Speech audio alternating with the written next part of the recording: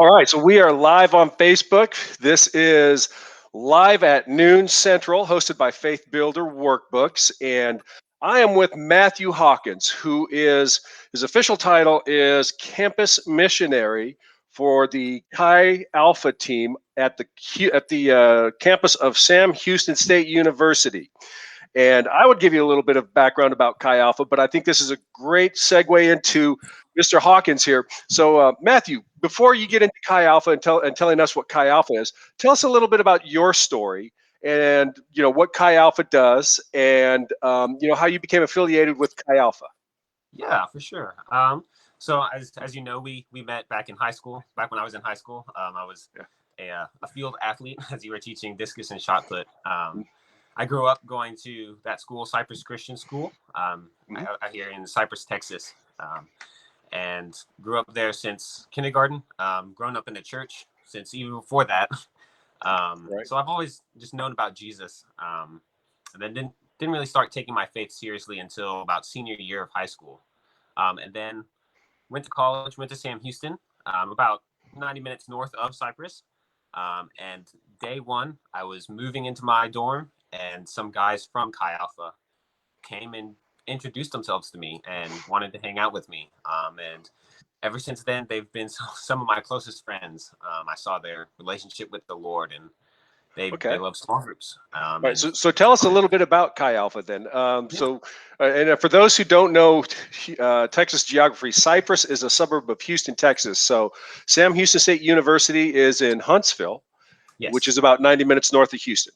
Yes. Okay. So tell us a little bit about Chi Alpha and the organization itself then.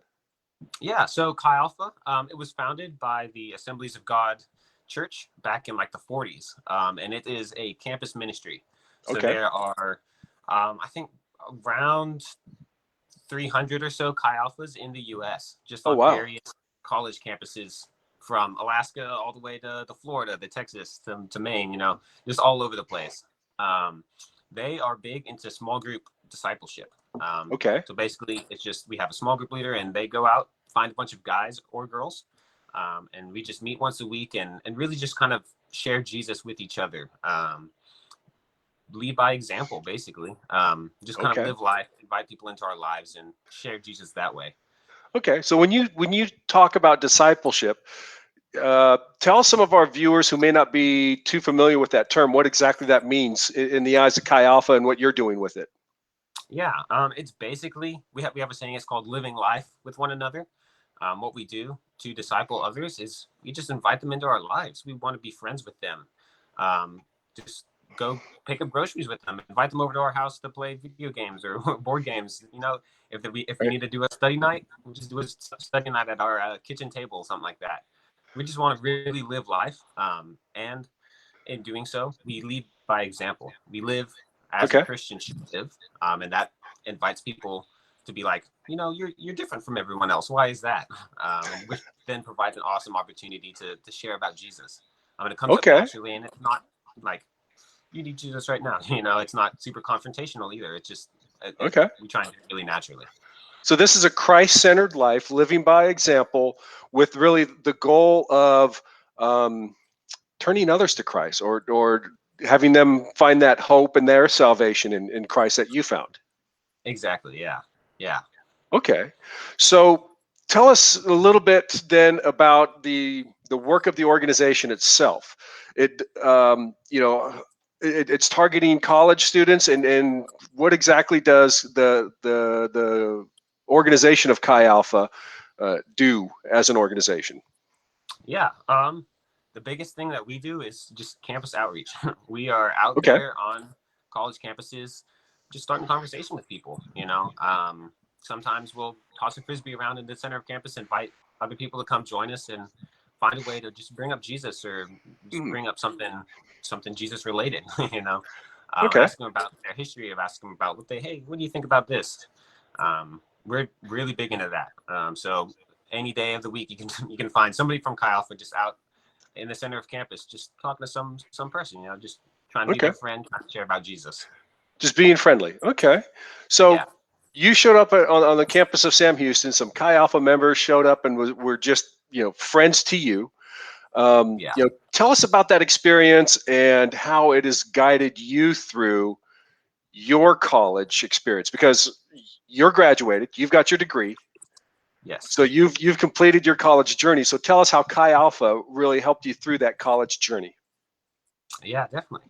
Yeah. So like I mentioned, the day I moved up there, some guys from Chi Alpha, they knocked on my dorm door and really sought me out and wanted to be my friend. I Mm, was obviously new to Sam Houston, and I was looking for friends. And interestingly enough, I was looking for a Christian organization to join. And so I got a 2-for-1 right there. oh, Um, they they just, I could tell they genuinely wanted to be my friend. And I was like, all right, well, that sounds cool. So I hung out with them. And then my freshman year was 2017, and that was also the time of Hurricane Harvey, which mm, flooded everywhere. Was a massive hurricane in this area. yeah. And so school was shut down for a week. 3 days after classes started, it was canceled. And so that was definitely a unique start to my college experience. I But bet. I remember during that week, some of those guys driving out to my dorm in the middle of the storm just to pick me up and take me back to their house where we would play video games or board games, just sit around and talk. Okay. And I am so grateful for that. I would have just sat in my room by myself. I didn't know anybody Okay. else, but these guys So wanted to be if friends. if if you had been isolated like that, and Mhm. I'm just trying to have you make like a sheer projection into what that future would have looked like Yeah. without Chi Alpha, what do you think your college journey would have been like without that uh, Christian support, that community? Not that good. Okay. I just knowing myself, I probably would have gotten into some typical college experiences, would have tried out a few parties or something, and I could just tell that would not have ended well. Would have made a Right. lot of poor decisions. And so I'm just grateful for their willingness to meet me and then want to hang out with me and keep me away from that life, from those bad choices. And so they've absolutely changed my life, and I'm grateful for it. Oh, good, good. Now, what? Okay, so finish us up through your college experience. What did you study? What's your major? Tell us some of those typical college things now. Yeah. So I graduated this past December with a Okay. degree in psychology and a minor in criminal justice. Oh Uh, wow. Okay. Yeah. If it's Sam Houston State, I imagine there's got to be some criminal justice in there somewhere, right? yes, there are a lot of criminal justice students. Chances are, like 2 out of every 5 students you meet are some way affiliated with with the school of criminal justice there. Right. And for those who are watching who don't know what we're talking about, Huntsville is actually home to the Texas State prison system, and so Yeah. the university, which is built up kind of around that, Hmm. produces a lot of the administrators and the people who work inside of that system and help keep us safe here. So Yeah. now, tell us a little bit about that psychology degree. Why psychology? What took you in that direction? Um, it really came about because I failed chemistry and really enjoyed my psychology Okay. class. Okay. Um, I was taking intro to psych at that time and just really enjoyed the topics that we had discussed in that class. And so I was like, all right, well, hey, I don't want to do chemistry anymore.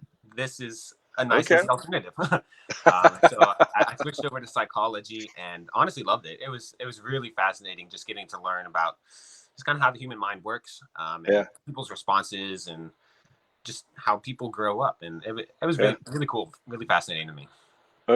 Excellent. Excellent. Yeah, I know my college degree was born out of my first college failure as well, and I won't get into that story. I'll share that some other time. Okay. But I think a lot of people have that kind of experience in college. Okay, Yeah. so now you're done. You've got your degree. You're looking at. I'm going to take you back here, even just what 6 months ago, 9 months ago, when you're graduating, Yeah. and you have the opportunity to go out into the world, put that degree to work, and embark upon a career. What do you do? What was your choice then? Yeah. My choice was to actually not go out, not go any further than Huntsville, and just stay with Chi Alpha Why? and help them out. Over the past few years, I've had the opportunity to listen to some missionaries that Chi Alpha has brought just to talk with us students. And in listening to those missionaries, that really just began to open my mind to the possibility of doing something other than forensic psychology, which was my Mm, plan. It okay. really, God just really began to open my mind to the possibility of doing ministry or overseas missions at some point in my future. Wow. And what I heard from everyone was, hey, you want to do that? Sounds good. The Chi Alpha Okay. internship, which they offer, is a really great first stepping stone in that direction. And Okay. so the internship is offered to those who have already graduated. So since I just graduated, I was like, all right, well, this is a great first stepping stone. I'll take it. And so then Wow. I've been planning to do So, it. so let me get this correct, and I'm paraphrasing here just a little bit. You give up the opportunity for a great career in forensic psychology, CSI, all Yeah. that, kind of glamour work that we see on TV all the time. You Yeah. give up that type of a career to minister on college campuses in the U.S. Yeah. I know. It's wild. Okay. Okay. So now that you've been doing that, and I know you're still pretty early into your full time mission work on the campuses, but you've been on the Sam Houston campus for whatever 4 some odd years. Tell us, in your first hand experience, what would you say is the current status of just the Christian faith on Americans' college campuses? Yeah. I would say it's fairly nominal, at Nominal. best. Yeah. Okay. Especially being in the south of the U.S. Huntsville is definitely part of the Bible Belt. Yeah. So you very often run into people who are like, "Yeah, I'm a Christian. I went to church. I was baptized once, and I don't go to church anymore. I'm good." That's Mm, a really common answer. But that doesn't constitute a faith. These people don't practice that daily. okay. They think it's a one and done kind of thing, not a lifestyle. Um, so Yeah. very rarely do you run into people who genuinely have this kind of relationship with the Lord that they continue growing daily seeking Him. Um, so Okay. it's pretty nominal at best. Nowadays, it's Why do you you'll think it's find a lot of nominal? mm, just people don't find it. They think it's really restrictive. Mm-hmm. A lot of rules. Oh, I just got to follow all these rules all the time. They haven't experienced the relationship with Mm, okay. the Lord. They see the rules and are like, all right, well, this is just a religion, which in some cases, sure, but there's so much more to it. We have the opportunity to have a relationship with the living God. Right. Someone Right. who loves us far more than we could ever love Him back. Right. He's so invested in a relationship with us, but we're like, just because we can't see Him physically, we're like, oh yeah, he's not there. He Yeah. doesn't exist or whatever, whatever Right. someone's reason may be. Well, see, and I can put myself into those shoes very easily because just a little bit about my walk of faith. I mean, when I turned 18, I basically turned my back on Mm, church. I told my parents, I don't believe in God. I don't believe in this religion stuff anymore, and I'm going to rely on my own wisdom. Okay, and yeah. and so shortly thereafter, I'm going off to college in my own wisdom, godless, religionless, and I definitely pursued those worldly things, Hmm. and it wasn't until after my graduation and a few pitfalls along the way in my career that I finally woke up to the fact that, man, I'm lost. I'm totally lost.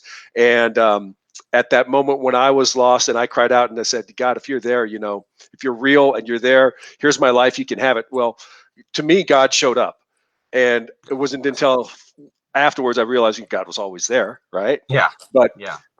so I can imagine, and I've always imagined since that time, you know, uh, whatever it was, 10 million years ago, because I'm a little bit older now. But I imagine since that time, I've imagined faith as a muscle. Yeah. And if it's not worked, if it's not practiced, just like any other kind of muscle, it atrophies. It just gets Yeah. weaker and weaker and weaker. And even in that same analogy, if I'm trying to get myself to the gym to work out and get, stronger or in shape, it's much easier if I have a community of Yeah. like-minded people around me that, help hold me accountable and say, hey, what's up? How come you're not working out today? Same thing Yeah. with this. Okay. So Yeah. then that's kind of what I'm hearing, if I can paraphrase you that way. Um, Definitely. so let me ask you, you've you've said that faith is kind of waning on the on college campuses.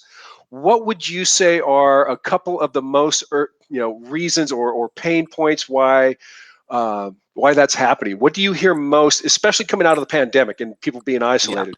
What are you hearing from college students about their waning faith?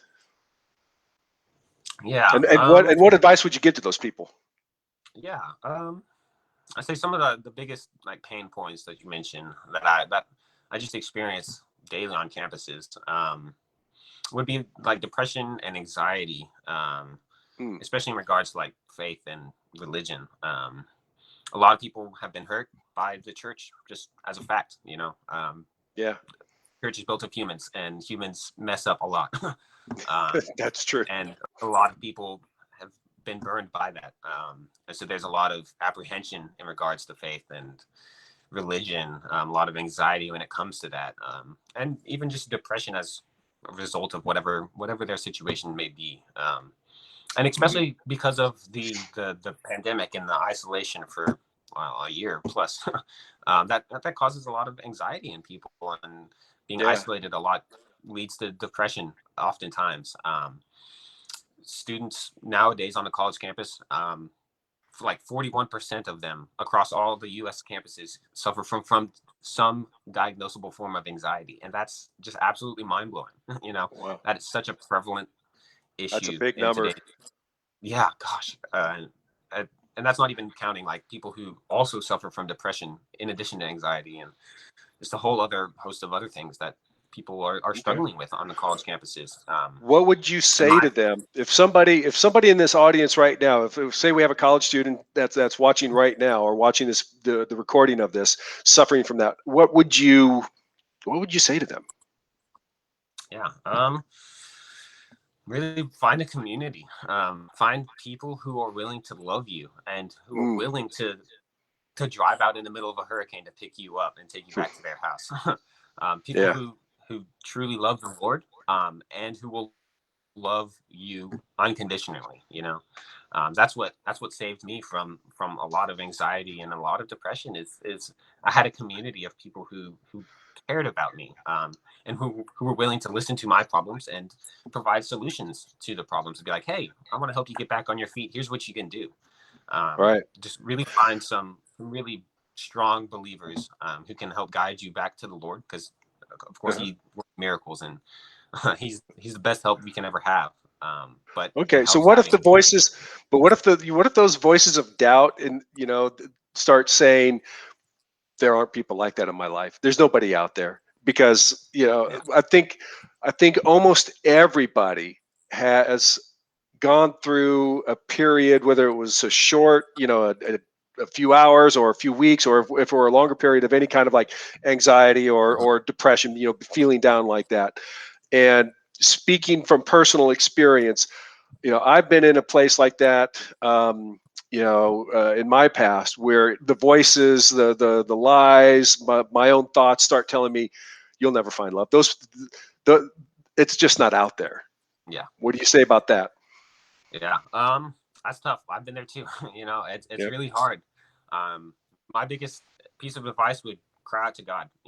Be like, Hmm. Lord, please. I know you said that you loved me. You said that you cared about me. Please make this real to me. Help me see your promises as true. And God will provide. He will. He doesn't like to see his children, his people hurting. He'll Right. place people into your life, at just the right time, to help pick you back up again. Hmm. Pray for a community. Prayer does amazing things, and sometimes all we just have to do is ask. All we have to do is be like, "Hey, God, I Yeah. need a community. I need somebody who can pick me up and who can love me." And God will provide. He definitely will. Oh, very true. Very true. All right. So on that note, be kind enough to share with us your hero story. A time in your life, in your Christian walk, when you can remember that it felt like you had hit rock bottom, you were going through this exact same kind of challenge. What did you do to recover, to keep on going, to get back onto your feet, and to get where you are today, to out helping other people through it? Yeah. This one's actually pretty recent. Kind of happened earlier this year in January. But I had a really close friendship that I placed a lot of eggs in that basket, so to speak. I relied pretty heavily on their friendship. And then it went south. It just went bad for a number of reasons. And that really threw me for a loop. Mm. It was definitely a not fun time. A lot of depression, a lot of anxiety as well.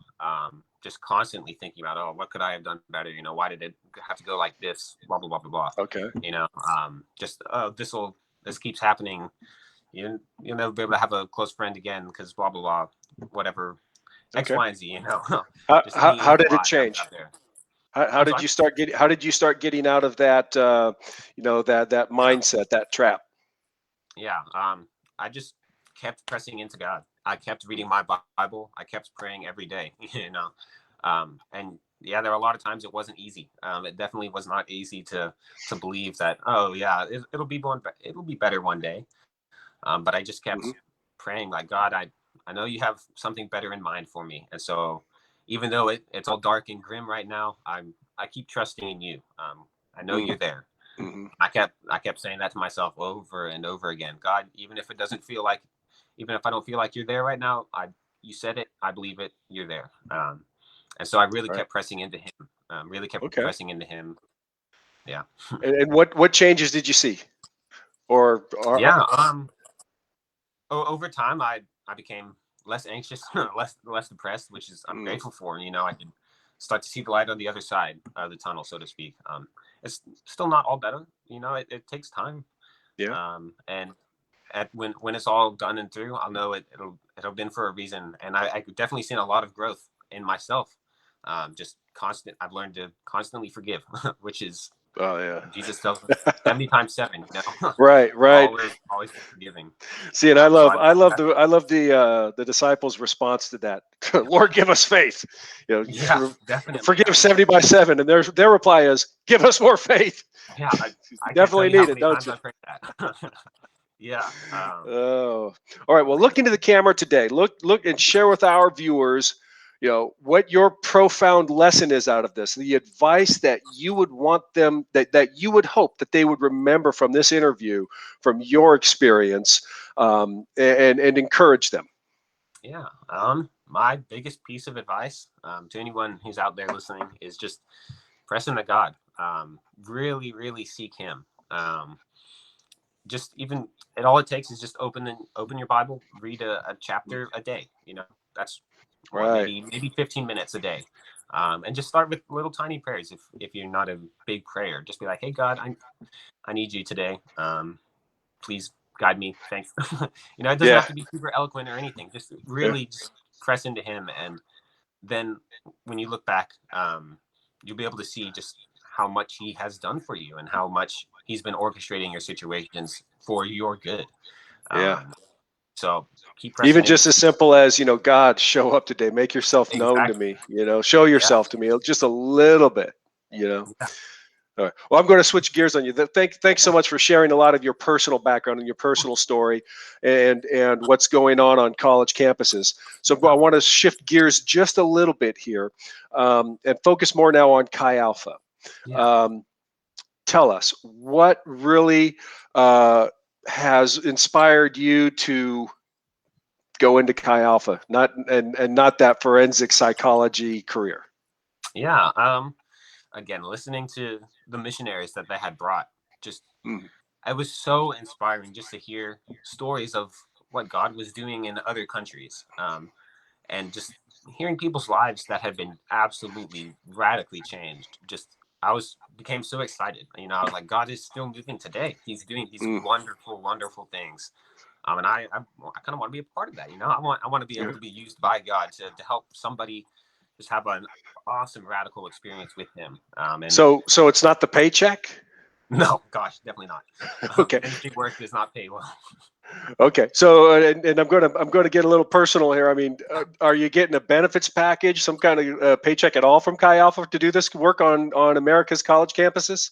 I am not from Chi Okay. Alpha. Well, Um, how do you support yourself then? yeah, this summer I've actually been going around and support raising Okay. myself. we have just a basic budget that we try and reach monthly. And so I've been reaching out to people from my high school, from my church, anybody who is willing who believes in God's mission to reach everyone, and is willing to support me as I go to a place where they are not as able to reach the college campus.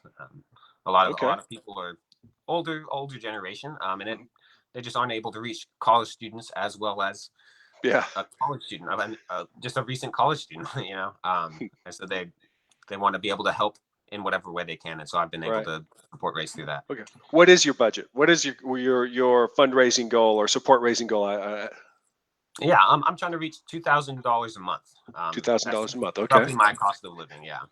Wow, $2,000 a month. Okay, so I can remember, again, going back into my distant past coming out of college. I was a student athlete. I was on scholarship, so I couldn't have a job in college, but I had, at least room and board. But I took the first job that I was offered coming out of college as a stockbroker here in Houston. And it was almost as if the recruiters were trying to talk me out of it. They said, look, it only pays $1,000 a month plus commissions. And I said, it pays? I'll take it. Yeah. So living on $1,000 a month for a few months until I started to earn commissions. $2,000, man, that's that is not a lavish budget at all. I mean, I got to imagine that's just like room and board and ramen and macaroni and cheese meals, right? Just about. Okay. I've luckily been blessed with a cheap house in Huntsville. Nice. That's good. Definitely very helpful. But yeah, we're not called to live lavish, extravagant lives. We're definitely not on $2,000 a month. Yeah. All right. Perfect. Well, here's what I'm going to do. I'm going to share at the end of this video the link where viewers can go and support you. Whether that's with a one-time gift or with a monthly gift. I'm asking our viewers, people who watch this video, who feel that our college campuses here in America, and not just here in America, because Chi Alpha goes international as well, right? Yeah. There are so many missionaries that have come from Sam Houston and have started college ministries in Chile, in the Netherlands, in Europe, in the Middle East, and who have even just gone just to be full-time missionaries. I know a couple in Morocco right now, and it's amazing just the impact that they've had. Okay. So here's my challenge to any viewer is this. If you have felt it in your heart that our college campuses in America and around the world need more Jesus, or you've sat there and complained about it, said, oh, if there was only more, Christ on our campuses. This is your opportunity to do something about it, okay? Because at the end of the day, it's okay to have complaints, but it's not okay to not do anything about those complaints, especially when given an opportunity. So we're posting this on Facebook. We're posting it on LinkedIn. It'll be also on our YouTube channel. It's kicking off our YouTube channel. We're going to put the links in here where you can go to Matthew's fundraising page and make out, like I said, either a one-time donation, a one-time gift, or if you want to support it monthly. And I'm going to throw something in there as well, a special offer for anybody who watches this and decides, hey, I've got to get involved and pledges support to Matthew or well, I guess it's only Matt. We're only set up for Matthew right now, but there's a notes section where you can write a note to Matthew in there. If you will write in the word workbooks, as in like Faith Builder workbooks, okay? If you will write in the word workbooks, we will give you all 3 of our Faith Builder workbooks for free. I don't care what the gift is. I don't care if it's a $1 gift or if you're giving them $1,000 a month, okay? Whatever that gift is, we'll give you all 3 of them. Discovering your God-given purpose, planning your God-given purpose, okay? And then redeeming the time, which is a time management tool, okay? We'll give you all 3 of those for free, just because we believe that more Jesus is needed on our college campuses. This is a generation. This is a unique generation, and think about it. My youngest son graduated high school, and he's off to college now. This is his first year in college. But look at what these college guys have just faced. They've gone through Hurricane Harvey in Texas. Okay, this is just Texas, right? gone through Hurricane Harvey, a pandemic, and if you're in Southeast Texas, you also went through this freaky freeze winter that Yeah. we had, Yeah. you know.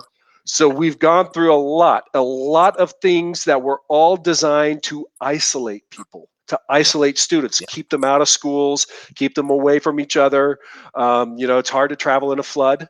It's hard to travel when the whole city was frozen, and Yeah. it's impossible to travel when the government had us shut down in a pandemic. Okay, Mhm. this generation of college students needs us to share the gospel with them, that the world does have hope, Yes, that it does. it's not always going to be like this. It wasn't always like this. It's not always going to be like this, and that Jesus is coming soon. And Yeah. people like Matthew, he's out here on those campuses sharing that gospel. I admire the gift, Matthew. I admire your gift. I have never really been, the evangelizer, the Mhm. guy out on the street. That's never been my thing.